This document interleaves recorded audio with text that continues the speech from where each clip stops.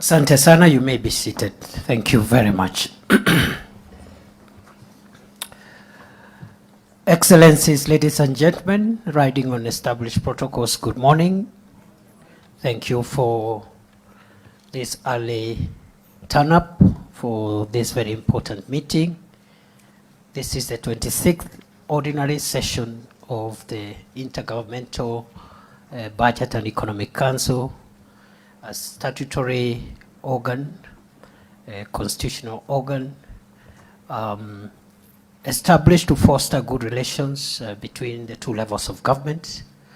And therefore I want to thank Council of Governors, Chairperson, and all the governors present today, members of county executive committees. I want to thank the cabinet secretaries present, the principal secretaries, and also the chairpersons and heads of constitutional commissions and independent offices, as well as members of those offices who are present with us today. Ladies and gentlemen, allow me just to say how important this meeting is. This meeting is established to ensure that on a regular basis we take stock of issues relating to the two levels of government on matters, budgets and economic issues. Allow me also to say that since the last meeting, which was held in December, we have made some progress on a number of issues and matters before us through consultative and collaborative arrangements, as it is supposed to be. And I am delighted that we are consistently giving effect to our Constitution, Article 6.2, which requires the two levels of government to conduct their relations through mutual respect and through cooperation and consultation, as opposed to conflict and confrontation.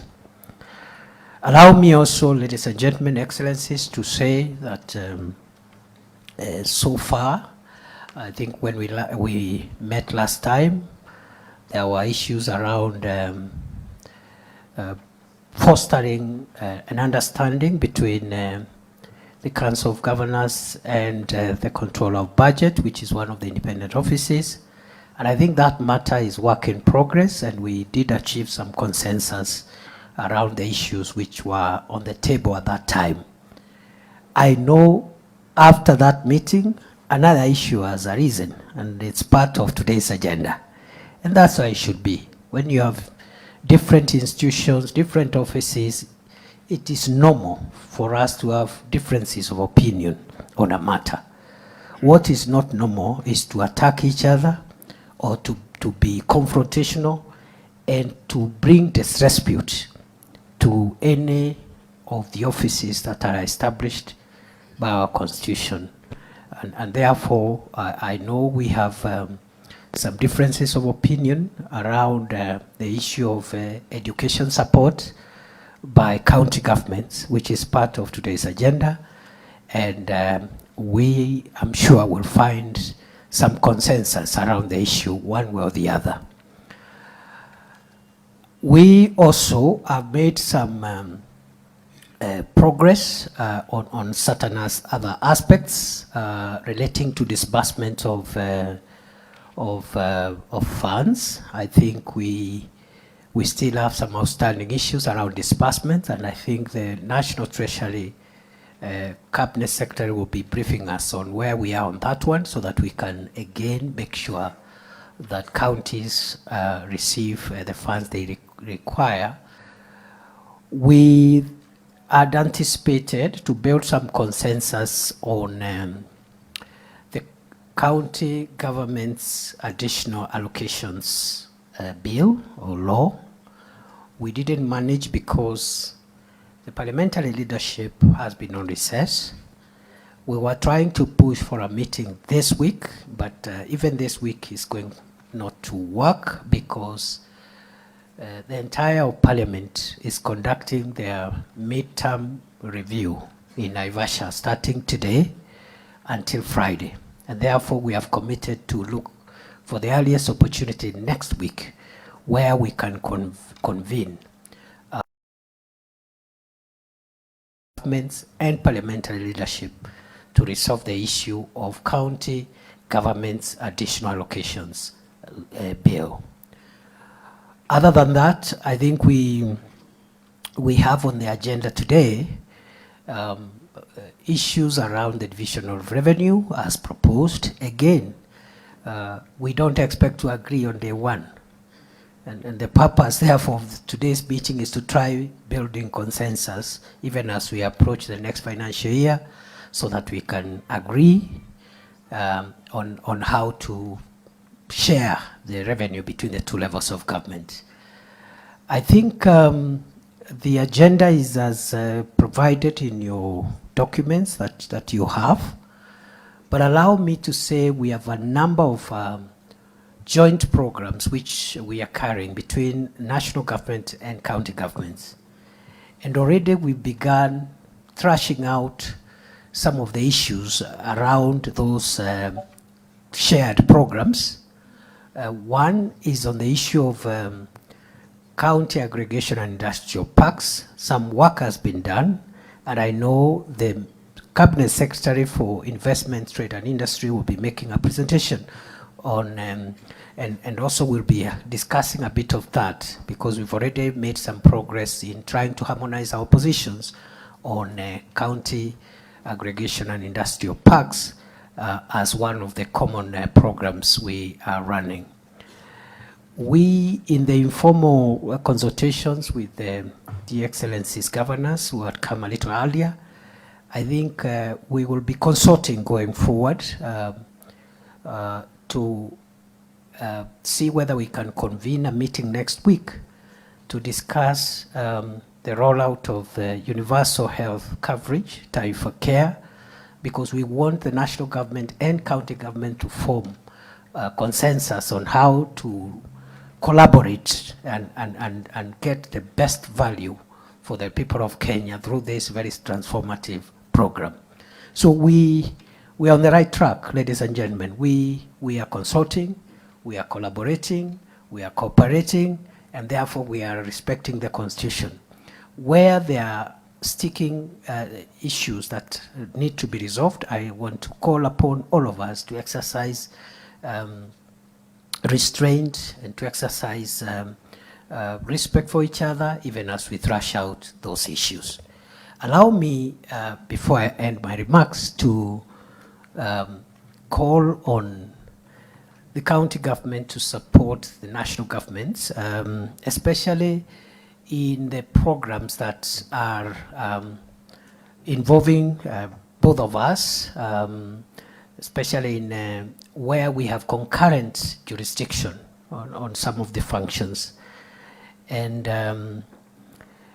I am happy to note that generally the economic situation is getting stable.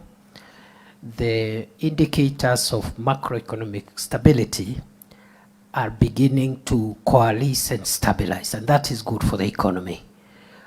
You have seen just 2 days ago, or 1 day ago, Kenya's rating by the international rating agency Moody's has placed Kenya in a good position, in a positive position from negative.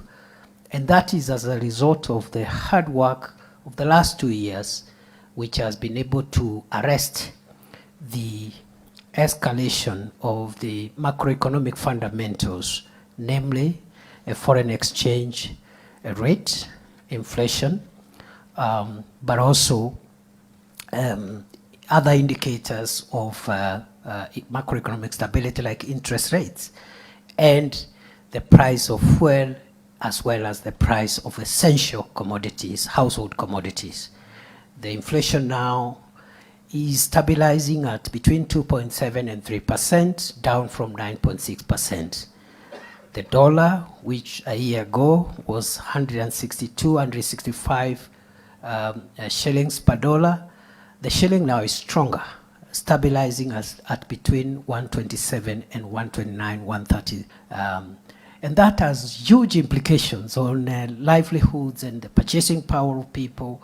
And at the grassroots level, most of the merchandise that people buy in local shopping centers is imported.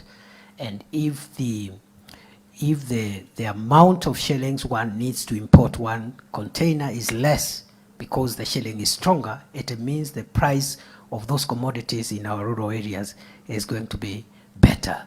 So with stability around prices of essential foodstuffs, prices of fuel, inflation, interest rates, and also the strength of the shilling, the economy at the macro level is looking good. What remains, and this is the work we need to do for the rest of this term, because both for the president and also for the governors, you are elected for a 5-year term.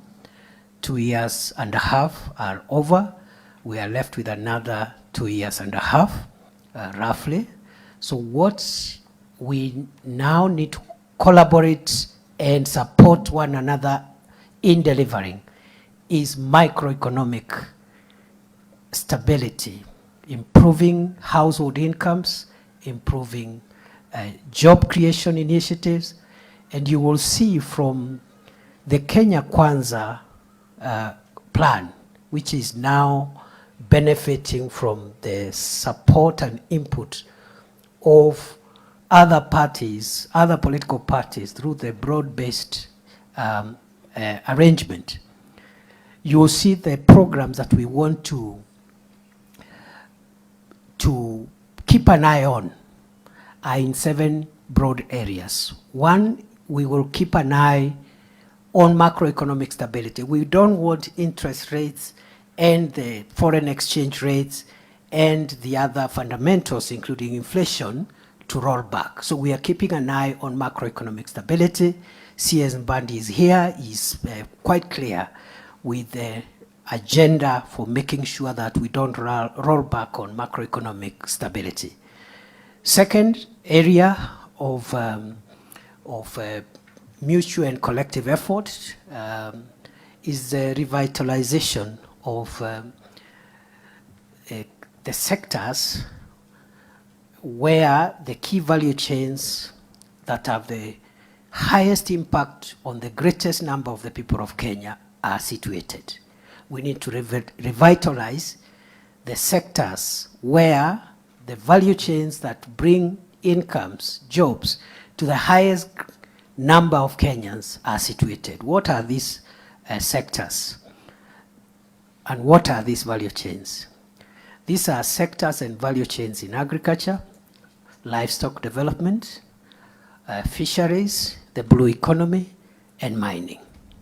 So that is our second golden key for transforming Kenya and taking us to the next level in terms of empowerment of citizens. Number 3, other than macroeconomic stability and value chains in those sectors, we are also investing seriously, and this calls for joint effort from both levels of government in support infrastructure that unlocks the potential of the value chains I have already identified. This support infrastructure is in the roads network, power, electricity net connectivity, ICT connectivity, both in terms of the backbone connectivity, but also in last mile connectivity and the establishment of ICT hubs. This support infrastructure also includes the establishment and operationalization of county aggregation and industrial parks, manufacturing and industries, and also this infrastructure involves the establishment and operationalization of special economic zones, as well as the markets, the economic stimulus markets that we again jointly are setting up across the country. So these are some of the infrastructure that will support the revitalization of the value chains in agriculture, livestock, fisheries, blue economy, and mining. Number 4, or is it number 5? We are engaged in job creation. And in job creation, we are looking at creating jobs locally in the economy, but also creating digital jobs, as well as providing avenues for labor mobility outside the country. Those are the 3 pillars of our job creation initiatives. We are creating jobs locally. How are we doing it? Through the housing program, through expanding SMEs and private sector, and so forth and so forth. But we are also creating digital jobs, which has huge potential. Content creators and the whole infrastructure of ICT hubs will help us in unlocking digital jobs. But also we have the labor mobility program, what the labor people are calling kazi majuu. But we also have kazi kwa ground na kazi mtandaoni. Those are the 3 pillars of our job creation initiatives. The next pillar, the next golden key, other than that, is the housing program. The housing program alone is a transformative program. It is so transformative that housing program, if it is consistent for the next 10, 15 years, will transform Kenya and its ranking in the Human Development Index. If you see the countries that rank highly in the Human Development Index, many of them, the type and quality of the dwellings of the people is one big criteria that pushes countries upwards. If you have more people living in decent dwellings, then your Human Development Index goes up. Singapore, for example, 99% of the people of Singapore, which is number 1 in the Human Development Index, 99% of the people of Singapore are homeowners. And that's where Kenya is venturing into. So the housing program provides dignified dwellings for the people of Kenya, improving our ranking in the Human Development Index, but also it is creating jobs, but also it is stimulating the construction industry. You know, people selling cement and steel and so forth and so on are getting stimulated in terms of growth of that sector. So that again is another pillar. That is number 5. The last 2 golden keys, which we believe will unlock Kenya's transformation at the micro level, household level, are in the social sector. All the others I have mentioned are in the economic sector. But in the social sector, 2 programs. One is the health sector, through universal health coverage, through Taifa Care, where every Kenyan will be ensured eventually. Every citizen of Kenya will have access to a medical cover. It's not a small matter. Even developed countries have tried universal health coverage without success. President Obama in 2016 brought Obamacare. It was controversial, it was politicized. It went to the Supreme Court. Much of it was removed by the Supreme Court. But the American health insurance scheme today that serves them are the vestiges of Obamacare until today. And therefore, even for us as a country, we have had 4 starts before. President Kibaki tried it when Charity Ngilu was Minister for Health. Politics came in and the state rolled back. In President Uhuru's 2nd term in 2018, when Cecily Kariuki was minister, Uhuru came with the big 4. One of the big 4 was universal health coverage. Politics set in, the state pulled back. This time round, President Ruto has decided we will not pull back. We will proceed with this transformative intervention because of its potential to really save on household incomes. A lot of families have become poor because of too much expenditure out of pocket on health bills. Many of the middle class, many of us, especially politicians, we have participated in endless harambes, and the only way to make sure that we save our money and the middle class saves its money is to reduce the number of people doing health-related harambes. The program is just started 2-3 months ago. You expected to have teething problems. And that's why we are asking for your support, even as we convene next week to look at where the gaps are, the 2 levels of government, to perfect. And our argument as national government, led by President Ruto, is that you better have a not very perfect system of medical insurance than no insurance at all. So today, for example, previously only 9 million Kenyans were insured under NHIF. Today, 19 million Kenyans are insured.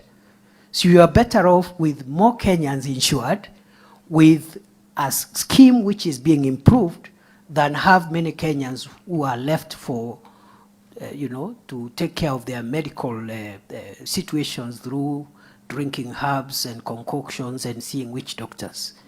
So we are on course.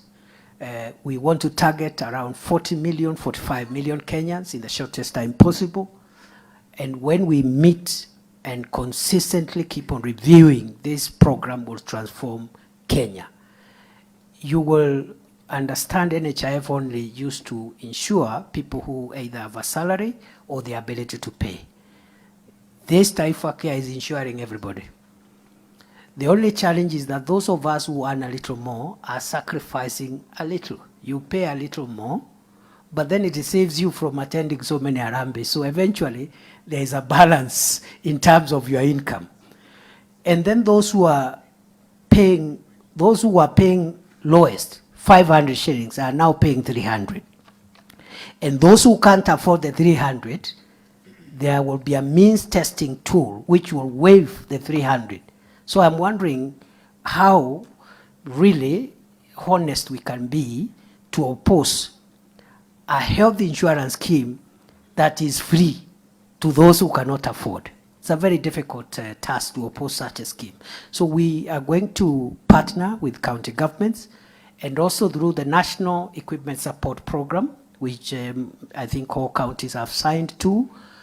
That program will give us the access to equipment, especially for lower level hospitals, level 2, 3, and 4, so that Taifa Care can function and the referral system can function when you have diagnostic capabilities at the lower level hospitals. Other than universal health care, lastly, education reforms. Kenya's education reform is ongoing. When this administration took over, the CBC, which includes ECD and pre-primary education, was being rolled out. There were some imperfections which we are working on to make sure the CBC program is perfect.